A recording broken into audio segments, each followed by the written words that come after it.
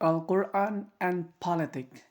Innal hamdalillahi nahmaduhu wa nasta'inuhu wa nastaghfiruh wa na'udzu billahi min shururi anfusina wa sayyiati a'malina may yahdihillahu fala mudilla lahu wa may yudlil fala hadiya lahu.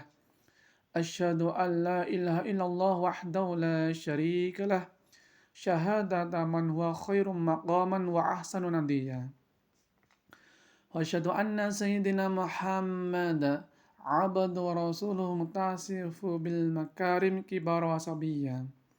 اللهم فصل وسلم على سيدنا محمد كان صادق الوعد وكان رسول نبيا وعلى آله وصحبه الذي يحسنون إسلامهم ولم يفعلون شيئا فريا.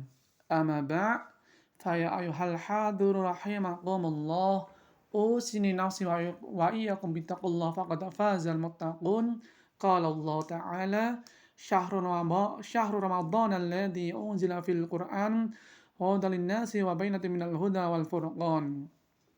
Ramadan is the month in which the Quran was revealed, guidance for humanity, and clear portents of guidance and the criterion. Al-Baqarah verse 185. Alhamdulillah, we can still enjoy the glorious glory Ramadan on a glorious day Friday, together with noble people, pious people. Prayers and greetings may always be poured out by Allah and the Prophet Sallallahu Alaihi Wasallam, the most noble human being, the bearer of truth. Fear Allah. Remember that only piety will determine our rank in the sight of Allah. Who is the most devout? It is he who will occupy a high degree on his side. Friday, Congregation Rahimakumullah.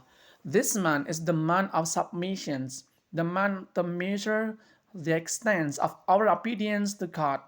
Do we want to follow the instructions of Allah written in the Quran and the Sunnah of the Prophet Muhammad, or vice versa?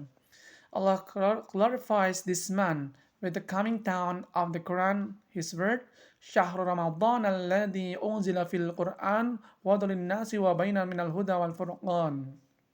Ramadan is the month in which the Quran was revealed, guidance for humanity, and clear portents of guidance and the criterion. How is the Quran treated? It's up to humans, but remember, Allah subhanahu wa ta'ala will then question the responsibility of all us for our attitude to the Quran. Friday, Congregation Rahimakumullah. No doubt there are many perceptions of Muslims toward the Quran. Some reject the Quran as being used to regulate all aspects of life, being the Quran like a sheet of paper that has no meaning. There are also those who only take the Quran as a guide to regulate the problem of Madash worship, worship, and only to moral values. They throw away the verses of the law and the regulations of life. This attitude is typical of the secular. And there are also those who believe that the Quran must be applied in all aspects of life. They believe the application of the Quran as a whole will bring good for humans and the universe. As the word of Allah subhanahu wa ta'ala, وَمَا أَرْسَلْنَاكَ إِلَّا رَحْمَةً لِلْعَالَمِينَ. We did send you by praying the Quran except as mercy to mankind. Al-Anbiya verse 107. And holding fast in the Quran will not mislead humans forever. This is the promise of Allah subhanahu wa ta'ala and His Messenger. I have left you two things. You will not be lost as long as you hold fast to both the book of Allah, Al-Quran, and the Sunnah of His Messenger. Hadis riwayat Al-Hakim. The question is, which group do you belong to? Should and must be in the latter group? Friday, Congregation Rahimakumullah. Al-Quran is a book that regulates all human affairs, both individuals, communities, and countries. There are verses about worship, but many verses about society and statehood. Verses concerning statehood certainly cannot be done by individuals. All verses have the same position. Secular thoughts must not exist in our minds, such as the verse of the worship is carried out. The social and state verses are abandoned. That is wrong. All verses must be carried out. Therefore, if we study and meditate deeply, the Quran cannot be separated from politics. Of course, this politics terms refers to the definition of Islam, which is applied the regulation of human affairs using Islamic laws. Therefore, the Quran can truly be applied in all aspects of life. That was if carried out only by a government. That is why in the course of his da'wah, Rasulullah sallallahu alaihi wasallam hoped to gain power. Of course, it is clear that with the power he could ground the Quran. Allah subhanahu wa ta'ala says, وَقُلْ رَبِّ أَدْخِلْنِي مُدْخَلًا صِدْقٍ وَأَخْرِجْنِي مُخْرَجَ صِدْقٍ وَاجْعَلْ لِي مِن لَّدُنكَ سُلْطَانًا نَصِيرًا. And say, my Lord, lead me in through an entry of truth, and lead me out through an exit of truth, and grant me from you a supporting power. Al-Isra verse 80. Imam Ibn Kathir quoted the statement Qatadah radhiallahu anhu.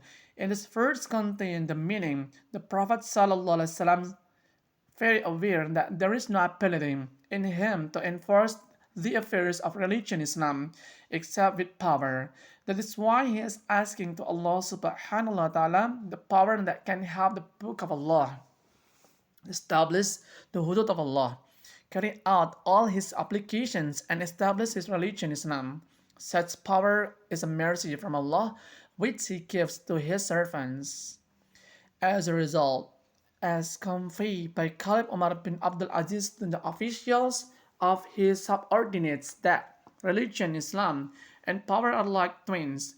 Its other needs each other. The same thing was stated by Imam Al-Ghazali. Religion, Islam, and power are like two twins brothers, both are born from the same uterus. Without sustained by power applied by the state, the Quran is only limited to reading and memorizing. Its content cannot be applied in all aspects of life. Let us continue to strive seriously so that the Quran stands on this earth as manifestation of our true piety. Barakallahu li wa lakum fil Qur'anil azim wa nafa'ani wa iyyakum bima fihi min al-ayati wa dhikril hakim wa taqabbal minna wa minkum tilawatahu wa innahu huwas samiul alim. Aqulu qawli hadha fastaghfirullaha al-azim innahu huwal ghafurur rahim.